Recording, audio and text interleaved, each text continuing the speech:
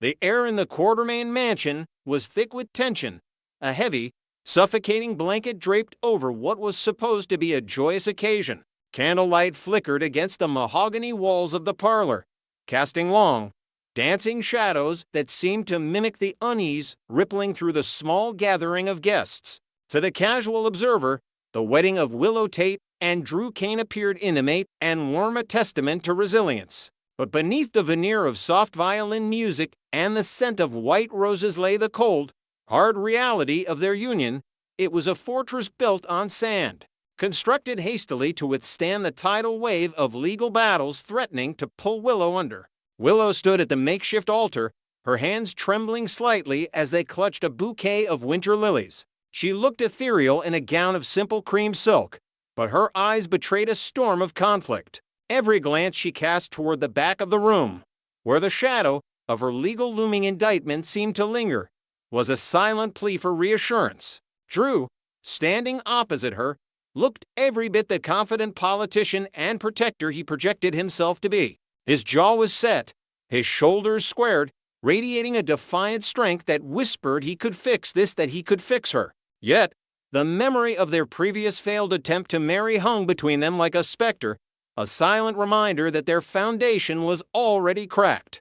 Willow, Drew began, his voice low and steady, grounding her wandering focus. He reached out, taking her cold hands in his warm, firm grip. We have been through fire to get here. We have faced judgment, loss, and the kind of storms that tear lesser loves apart. But we are still standing. The guests shifted in their seats. Tracy Quartermain adjusted her brooch, her sharp eyes darting around the room as if expecting the walls to collapse. Brooklyn squeezed Chase's hand, her expression unreadable, caught between hope for her friend and a gnawing sense of dread. I promise to be your shelter, Drew continued, his thumb brushing over Willow's knuckles. To fight for you when the world turns its back. To be the father our family needs and the husband you deserve. This is our fresh start, Willow. No more secrets. No more looking back. Willow let out a breath she didn't know she was holding. For a fleeting second, she allowed herself to believe him. She looked up into his eyes, searching for the absolute certainty he offered. Drew, she whispered, her voice cracking with emotion. I promise to trust in us, to believe that we can build something new from the ashes of the past. I promise to stand by you, just as you've stood by me. The air in the room seemed to shift, the pressure dropping as the heavy oak doors at the entrance of the parlor groaned open.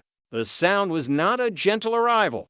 It was an intrusion, sharp and deliberate. Every head turned. The violin music screeched to a jagged halt. Standing in the doorway, framed by the dim light of the foyer, was Jacinda Bracken. She was not dressed for a wedding, nor did she look like a well-wisher. She wore a coat of striking crimson that clashed violently with the muted, tasteful tones of the Quartermain decor. Her posture was one of pure, unadulterated challenge, chin high, lips curled into a smirk that was both amused and predatory. Drew's face drained of color.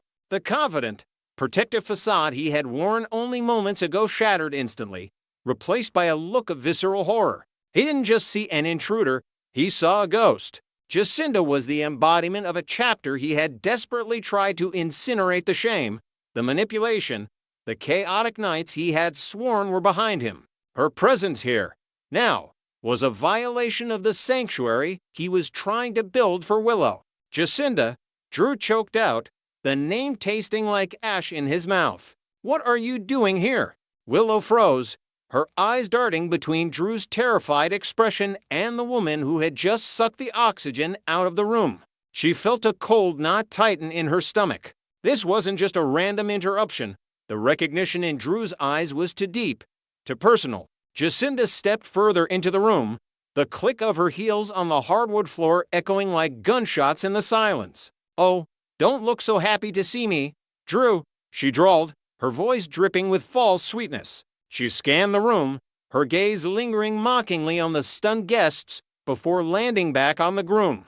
I wouldn't dream of missing the happy couple's big day, especially since I have such a personal stake in the groom's future. Get out, Drew hissed, stepping in front of Willow as if to shield her physically from whatever poison Jacinda was about to spill. "You have no business here. Leave, now." "I think I have plenty of business here," Jacinda countered, her voice raising an octave, sharp enough to cut through the murmurs beginning to rise from the pews. She reached into her crimson coat, her movements slow and theatrical. "You talk about fresh starts, Drew. You talk about no more secrets." She laughed, a harsh, brittle sound. "You forgot to mention the one secret that's growing inside me right now." The room went deathly silent. Even Tracy stopped breathing. "What are you talking about?" Willow asked, her voice barely a whisper, stepping out from behind Drew's shadow. Jacinda turned her gaze to Willow, her expression softening into a mock pity that was far crueler than her anger. "I'm pregnant, Willow, with Drew's baby." The words hung in the air, grotesque and undeniable. Willow felt the floor tilt beneath her feet. The world, the fragile, reconstructed world she had been trying to salvage, splintered into a million jagged pieces. "That's a lie," Drew roared, though the panic in his eyes told a different story, not necessarily of guilt, but of the terrifying possibility of his past actions coming back to haunt him. "She's lying. Willow, look at me. Do not listen to her." "Am I?" Jacinda challenged. With a flourish, she pulled a plastic bag from her pocket and held it high for the room to see. Inside was a digital pregnancy test, the screen displaying a stark, undeniable positive. "I took this morning," Jacinda announced, her voice ringing with the clarity of a judge delivering a verdict. "And I have the dates to prove it." "Drew, you remember those nights, don't you? Before you decided to play the saint again? You can't bury this. You can't bury us." Willow stared at the plastic bag, the object blurring through the tears suddenly welling in her eyes. It wasn't just the test, it was the timing. It was the crushing weight of realization that Drew's past was not past at all. It was living, breathing, and standing in the middle of her wedding ceremony. She looked at Drew, waiting for a denial that felt genuine, but all she saw was a man trapped in a nightmare of his own making. The guests erupted. The polite silence shattered into a cacophony of gasps and frantic whispers. Brooklyn had her hand over her mouth, eyes wide. Chase was already moving toward the front, his detective instincts kicking in, though he looked unsure of who to arrest or who to comfort. The atmosphere transformed instantly from a tense celebration into a chaotic spectacle. In the back of the room, leaning casually against the doorframe of the parlor, Michael Corinthos watched the scene unfold. He was the only person in the room who didn't look shocked. He stood with his arms crossed over his chest, his tuxedo immaculate, a stark contrast to the mess unraveling before him. As Drew frantically tried to grab Willow's arm, pleading with her to listen, Michael's lips curled into a slow, satisfied smirk. It was a cold, calculated expression, the look of a man who had watched a long game finally pay off. He caught Jacinda's eye for a brief, imperceptible second. There was no surprise in his gaze, only a dark acknowledgement. He had known. Perhaps he had even opened the door. "Willow, please," Drew begged, his voice cracking. "We can handle this. It's a scheme. It's a setup." "Stop," Willow said, her voice trembling, but loud enough to silence him. She pulled her hand away from his as if his touch burned. She looked at the test in Jacinda's hand, then back at the man she was seconds away from marrying. The trust she had forced herself to feel, the hope she had clung to, evaporated. "Just stop." She backed away, the hem of her silk dress dragging on the floor. The image of the happy couple was gone, replaced by a tableau of betrayal and humiliation. Drew stood alone at the altar, looking from the defiant Jacinda to the retreating Willow, realizing that no amount of money, power, or charm could fix the wreckage surrounding him. The wedding was over before it had even begun, dissolved in a pool of suspicion and scandal, leaving the Quartermain mansion echoing, not with vows of love, but with the whispers of a future that had just been destroyed. The air in the Metro Court restaurant was thick with the scent of expensive perfume and the underlying, electric hum of deception. Jack Brennan sat at his usual corner table, a tumbler of amber liquid catching the low light. His eyes scanning the room with the practiced paranoia of a man who had spent a lifetime in the shadows of the WSB. There was a knot of unease tightening in his gut-a-seasoned spy's intuition that the ground beneath him was shifting. For weeks, Carly Spencer had been too perfect. Her smile was a fraction too bright, her laugh a beat too eager. Ever since he had spun that web of lies about her daughter, Jocelyn recruiting the girl into the dangerous fold of the WSB while swearing to Carly that she was safe, he had expected fire. He had expected the legendary Carly Corinthos rage. Instead, he had received compliance. A softening. It was unnatural, and it set his teeth on edge. "You're frowning, Jack." Carly's voice cut through his reverie. She slid into the seat opposite him, her movement fluid, predatory in a way he usually admired. She reached across the table, her fingers brushing the back of his hand. "Business trouble? Or are you just tired of waiting for me?" Brennan forced his features into a mask of easy charm, turning his hand to capture hers. "Never tired of you, Carly. Just thinking. You seem in high spirits tonight. Why shouldn't I be?" Carly lied, her blue eyes wide and guileless. "Jocelyn is safe, thanks to you. My family is settling down, and I have a handsome man buying me dinner." She squeezed his hand, the gesture intimate, grounding. "Unless there's something you're not telling me?" The question was a masterstroke of projection. Brennan searched her face for a crack in the porcelain facade, but found only affection. "No," he said slowly, the suspicion in his chest uncoiling just a fraction. "Nothing you need to worry about." Miles away, in the cold, sterile confines of Steinmauer prison in Switzerland, Valentine Casadini sat on the edge of his cot, staring at a small, contraband smartphone. The screen glowed with a stream of encrypted data, the culmination of weeks of back-channeling, bribing guards, and calling in favors from ghosts of his past. Carly had been the unexpected variable. When she had visited him weeks ago, disguised in a cheap wig and oversized glasses, he had expected a plea for mercy or a demand for information. Instead, she had offered him a weapon. "Brennan, he thinks he's untouchable." Carly had hissed through the plexiglass, her voice trembling with a rage she was suppressing for the sake of the long game. "He put a target on Jocelyn's back. I want him buried, Valentine. I want him to lose everything before he even knows the game has started." Valentine smiled now, a cold, humorless curve of his lips. He tapped the send key. The package was digital dynamite, a comprehensive dossier of Brennan's off-book operations, the unauthorized assassinations, the skimming of WSB black budget funds, and, most damning of all, the evidence linking him to the destabilization of a foreign ally for personal profit. It was treason wrapped in a bow. "Checkmate, Jack," Valentine whispered to the empty cell. Back at the Metro Court, the trap was set. Carly kept the conversation light, steering it toward future plans, a week and getaway she suggested they take. A ruse to make him believe she saw a future with him. Every minute she kept him talking was another minute for the digital virus Valentine had unleashed to infect the WSB servers in D.C. and The Hague. Brennan was relaxing, the alcohol and Carly's attention dulling his sharp edges. He laughed at a joke she made, a genuine sound that almost made Carly sick. "He recruited my daughter," she reminded herself, visualizing Jocelyn's face to keep her resolve from crumbling.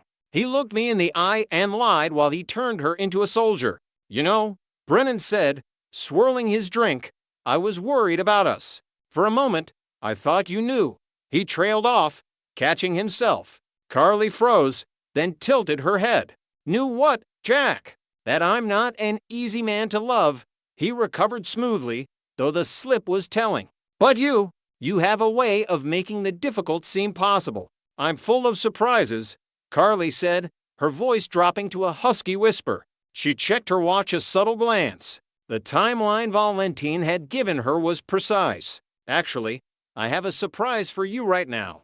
"Oh," Brennan raised an eyebrow, intrigued. "I asked the staff to bring out a special vintage. It should be here any second." It wasn't a waiter who approached the table.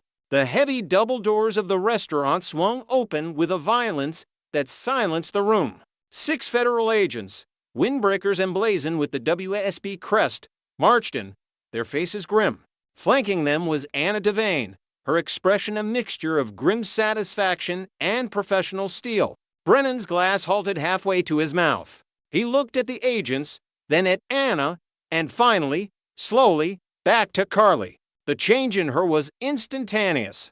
The warmth evaporated from her eyes, replaced by a glacial hardness that chilled him to the bone. She didn't flinch. She didn't look away. She sat back in her chair, crossing her arms, watching him with the detached curiosity of a scientist observing a specimen under a microscope. Jack Brennan, Anna's voice rang out, clear and authoritative. You are under arrest for treason, embezzlement, and conspiracy to commit acts of terror against a sovereign nation. This is ridiculous. Brennan stood up, his chair scraping loudly against the floor. He buttoned his jacket, attempting to summon the authority of his station. Anna, you're making a mistake. Whatever you think you have. We have everything. Jack, Anna cut him off, tossing a tablet onto the table. It displayed a scrolling list of his accounts, his encrypted comms, his life's work of corruption laid bare for the world to see. It was leaked. All of it. Every server from here to Geneva is currently downloading your entire history of misconduct. Brennan stared at the screen, the color draining from his face. The level of access required to pull this off. It was impossible.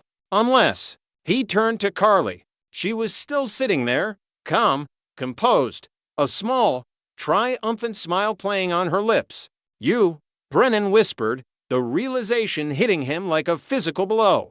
The change in attitude. The questions. The sudden interest in my schedule. You shouldn't have touched my children, Jack, Carly said, her voice low, but carrying across the silent restaurant. I told you. I told everyone. You come for my family. You don't just lose. You burn. You worked with him, Brennan accused, his eyes darting around as the agents moved in to cuff him. Valentine. That's the only way. Does it matter? Carly asked, standing up now to look him in the eye as the metal cuffs clicked around his wrists. You're done. The WSB won't protect you. Your contacts are burning their files right now to distance themselves from you. You're alone. As the agents hauled us struggling, shouting Brennan toward the exit, the patrons of the Metro Court watched in stunned silence. The silver fox of the WSB, the man who thought he controlled the board, was dragged out like a common criminal. Carly watched him go, her heart pounding a frantic rhythm against her ribs. It was over. The threat to Jocelyn was neutralized. Brennan would be buried in a black site prison for the rest of his natural life. Her phone buzzed in her clutch. She pulled it out, seeing a blocked number. She answered, pressing the device to her ear. It's done, Carly said, her voice devoid of victory, heavy with the exhaustion of the act. I saw the news alert. Valentine's voice came through, smooth and satisfied. Excellent performance, Carly. I assume our mutual friend was surprised. He never saw it coming, Carly confirmed. She walked over to the window, looking down at the street where the flashing lights of the federal vehicles painted the night in chaotic bursts of red and blue. And you? Are you holding up your end? The transfer papers were signed an hour ago, Valentine replied. I'll be in a federal facility in New York by morning. Closer to Charlotte. Closer to everything. Just remember, Carly warned, her reflection in the glass staring back at her, a woman who had once again danced with the devil to save her own. We're even. You cross me, or you cross my family, and I won't need a leak to take you down. I wouldn't dream of it, Valentine said, though the amusement in his voice suggested otherwise. For now, let's just enjoy the silence where Jack Brennan used to be. The line went dead.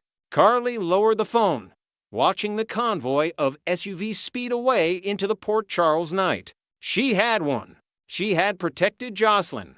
But as she looked at her own reflection, she saw the shadow of the deception she had woven, the coldness she had had to embrace. It was a victory, yes, but in Port Charles, victory always came with a price tag, and she knew, with a sinking certainty, that the bill for this night would eventually come due.